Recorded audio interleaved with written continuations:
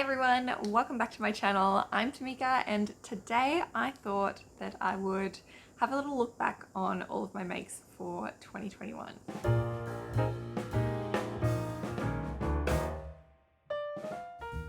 Now I needed to just jump on really quickly.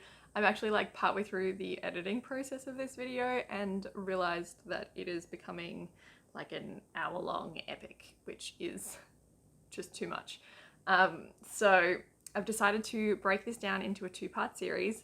So this is the first part that you're watching now. This one is going to cover kind of a general overview of all of my makes from the year.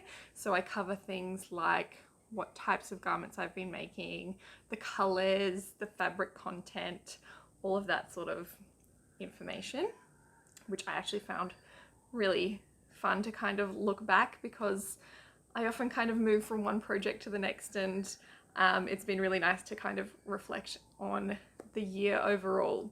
Part two is going to look into more depth at each of the individual makes. So I've got them all listed out and I am covering things like, am I still wearing this piece?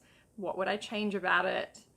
All of that sort of juicy goss. Because I find I share with you my makes at the end of a month, but then you don't really hear about them again. So I also think that's going to be a very interesting video to hear what it is that I'm still wearing and what might be being moved on. So that one will be out in the next video, but for now, enjoy part one and getting a bit of a general look into what I've added to my wardrobe this year. I hope you're having a wonderful start to the year, and if it's maybe not going so well, I hope it only goes up from here. You might notice I'm in another new location. This is actually a little sneak into the corner of my new sewing space. The rest of it is still a mess, so you won't be seeing it for a little while yet. Today I thought that I would take a little bit of time to kind of reflect on my makes from last year. Now I don't know about you, but I am a little bit of a fan of numbers and statistics and finding patterns and just kind of data in general. So I have actually documented all of my makes from 2021 into a bit of a spreadsheet. I can't say that I did a great job of it, but I tried.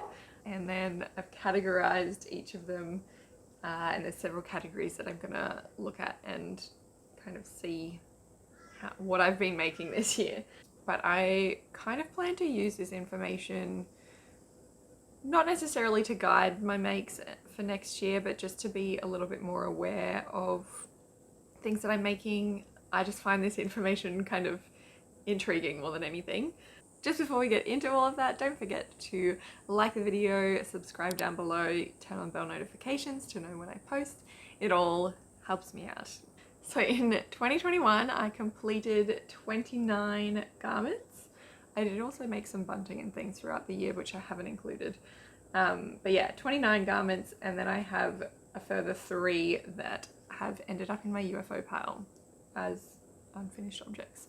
So I might just quickly go through those first. I will go through one day how I have decided to organize my UFOs in an attempt to hopefully finish them. But first one is this one here. It's Simplicity 3688 and it's a pair of pants. This was a toile for a pink pair of pants that I will show you a little bit later. But this was going to be a wearable toile. It's just not currently wearable. So I made it in this like really funky fabric. I think it's a linen cotton blend that I got from Spotlight. I got it ages and ages ago, so I don't think I'm gonna be able to find it there to be able to link it, but yeah, linen cotton blend, nice wide leg trousers. I made a whole lot of adjustments to this pattern, mainly lengthening through the front rise. So I definitely wanted to toile before I made the pink pants. So this was my toile. I discovered that I made it way too long. So it has been sitting out ever since. The darts and everything are all unpicked, ready to change, but I basically am just going to kind of recut that whole top section of the pants to make them fit. So once I make that adjustment, I will just need to put those darts back in, attach a waistband, and do the zip, and I think they'll be good to go. They aren't hemmed either, so I'm basically remaking the pants. Next UFO was this one here. It is the Milka sweater by DG Patterns. The main reason I haven't finished this one was because on the website, I can't remember if I actually bought this direct from the company or if I found it, I think, on the fold line.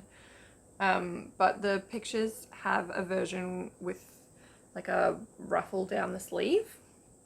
And when I cut the pattern out and went to sew it, I discovered that that wasn't a pattern piece, or that, I don't know, it was missing.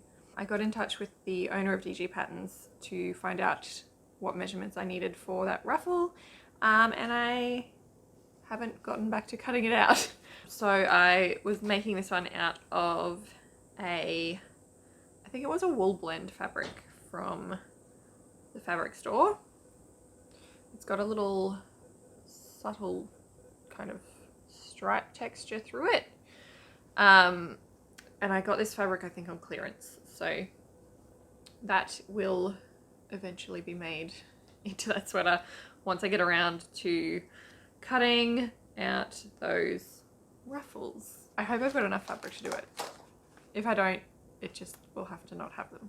That was one of the things that I really loved about it though, so hopefully I've got enough leftover fabric. And my last UFO is one that needs no introduction, but it is the sagebrush top. It's almost finished. I actually lengthened that ruffle a little bit, actually a fair bit. I think it's about double the length. The thing that has stopped me from finishing this one is the sleeves, and I think I've just come to accept that puffy sleeves are not for me. Like, I love them and I love the look of them in photos and everyone else's makes and all of that, but whenever I put it on, I don't know, I'm just not a massive fan. And I don't know why. I think it makes me feel a little bit childish or something. I don't know. They're really cute though, and I love them on everyone except for me. So I think I've, yeah, just not gotten around to finishing it because I tried it on before putting the elastic or whatever in the bottom of the sleeves, and the puffy sleeves were just throwing me off. So I'm probably going to go back and change them to either just not have the puffiness and be more of a standard flat shaped sleeve, or I might make them into like flutter sleeves, or take them off and do something more like this and have like a little ruffle. Yeah, I'm not sure. Let me know if you have any suggestions on what sort of sleeve type you think would look good on sagebrush. It's just annoying because I've overlocked the seam and everything, so it's just going to be annoying to unpick, but you gotta do what you gotta do, right? All three of these I hope to catch up on this year. I still have a bunch of other UFOs from previous years, so I want to at least get those three made or pass them on, depending where we end up. Moving into the kind of bigger picture and seeing all of the things that I've made and kind of categorizing them, I guess.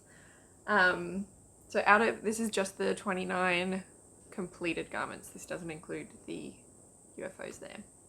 So my most productive month in 2021 was June with 6 makes, followed by March and May with 5 in each, and April and February each had 4. The rest were between October, December and January. So, not surprising to me, I was probably most active in those few months, the months with the highest output. I was also probably most active on YouTube and Instagram. So when I'm making videos and things for you guys, I like to have things to show you. So yeah, I usually try and make at least 3 things a month to be able to show you at the end of a month. But I obviously was a little bit more productive this year in those few months, and got a few more done. So not much from the second half of the year. If you saw my previous video, you obviously know why. We went on holidays, I got pregnant, we moved house, there was a lot going on. So I just wasn't really sewing the remainder of the year. So that first half of the year was definitely most productive.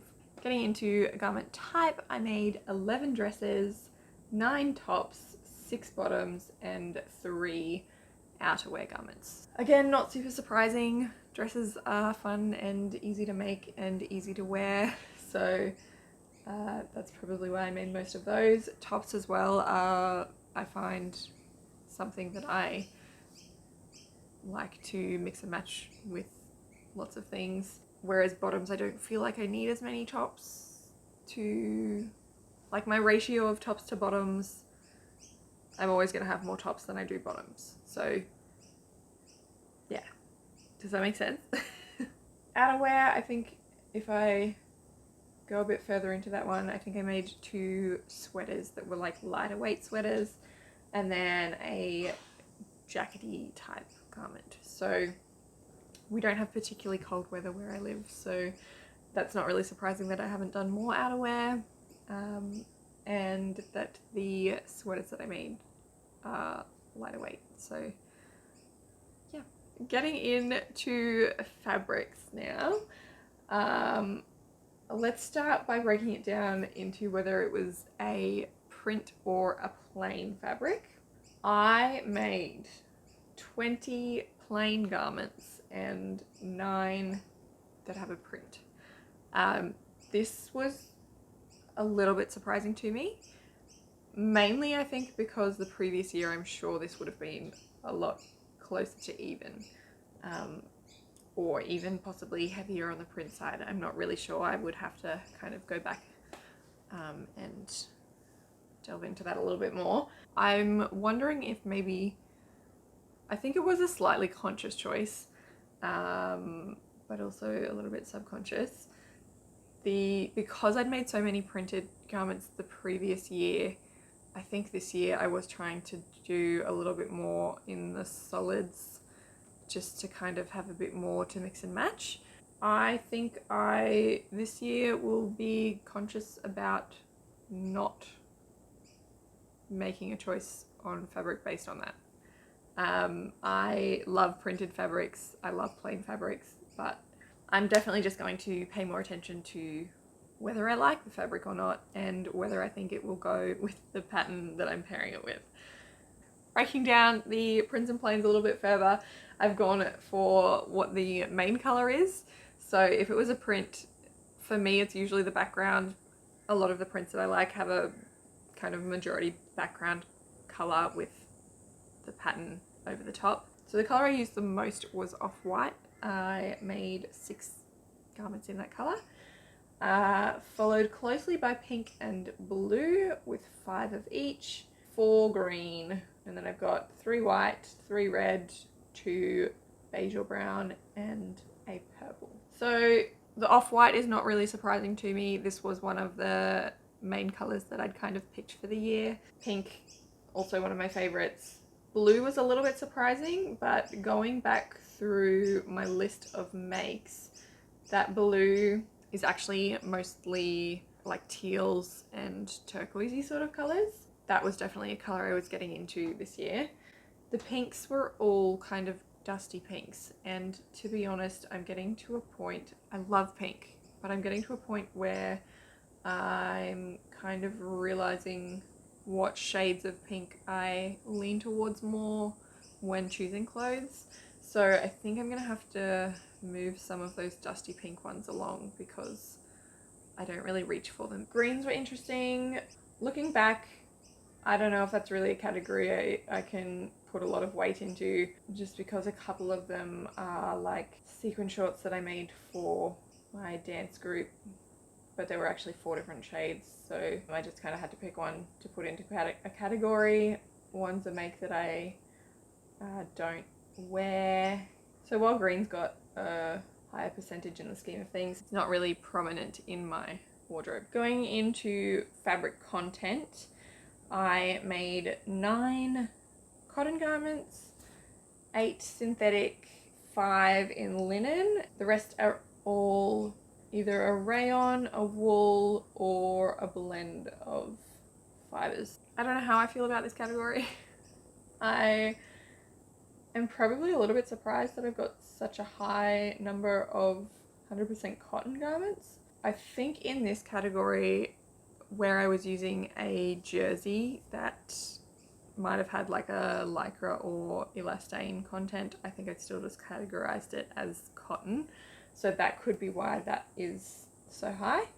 Synthetics, I love my natural fibers, but I also love my synthetics because they're so easy to care for and wear without needing ironing and all that sort of stuff. I understand that there is an environmental impact that comes with that, so I have been trying to lean more towards the natural fibers, but sometimes the synthetic, I don't buy it because it's synthetic, I buy it because I like the fabric. Does that make sense? So that's the fabric content. Then looking at patterns that I've used, I've broken it down into whether it was Big 4 indie or self-drafted. My most used were indie patterns, 75% of them actually, which was 22 makes, and then I've got 5 Big 4 and 2 that I self-drafted. Not really surprising to me. I always get excited about indie patterns and supporting people who are doing their thing, so that's not really a surprising number to me. I do have an enormous pattern stash though, with a bunch of Big 4 patterns that I really should be putting to use or selling or passing on. So this year, I don't know what that percentage of things is going to look like. I hope to use a few more of the patterns that I've already got, so I hope to not be purchasing more. Actually, in saying that, this year I'm going to add another category that looks at whether the patterns are a pattern test, gifted, purchased, or self-drafted. I might also start looking at both fabric and pattern, whether it is one that is in my stash already or whether it's one that I've purchased. I think that would be interesting information to have, because I know that I've got a lot of each that I could be using. Anyway, 2 self-drafted. I would like to say that I'm going to self-draft things more this year, but honestly we'll see. I often just find it easier to find a pattern that is close enough, because self-drafting, as much as I find it rewarding when I do it, I also find it kind of stressful, because this is getting a bit deep now, but I am a person that likes to be validated by someone else. So for something like pattern making, I am completely self-taught in that area, and I use like the pattern making for fashion design textbook to kind of teach myself, but I don't feel like I'm qualified, and I haven't had anyone who is qualified to say that I'm doing it right. So I kind of second guess everything, and yeah. I know if I just do it more, then I will feel more confident in myself and in my pattern making, but yeah. I don't know if anyone else can relate. Last category that I've got is whether I made it for myself or someone else. Last year, 2021, was mostly for myself. I made 26 items for me and 3 for someone else. So that's all the stats that I have for you. Let me know if you found any of that interesting. So there we go, a little bit of an overview in everything that I added to my wardrobe this year. I'm really looking forward to doing this again for 2022.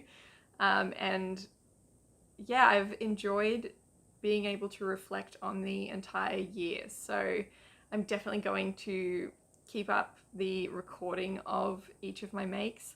I'm actually also really looking forward to adding those few extra columns and looking at my spending habits perhaps, about whether I'm purchasing items or using from my stash. It's going to be an exciting year, I think.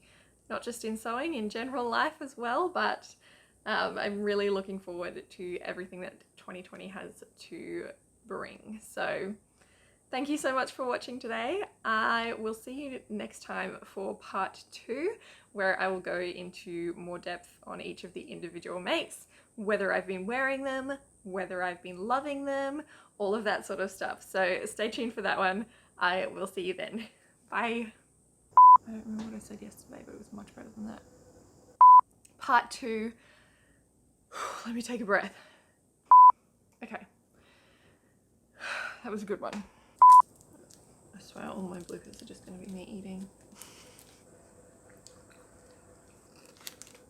They're definitely better when they're fresher. Waistbands off, all of that. Need to recut it. I just said all of that. I don't need to put that in the video again. Oh no, I moved it. I haven't even got to the stats yet, and then I have to go through everything that I made. This is gonna be a long video. I don't know what I'm trying to say. It's a warm one today. Am I like shining from sweat? Maybe it's just, oh no, there's a hole in my dress.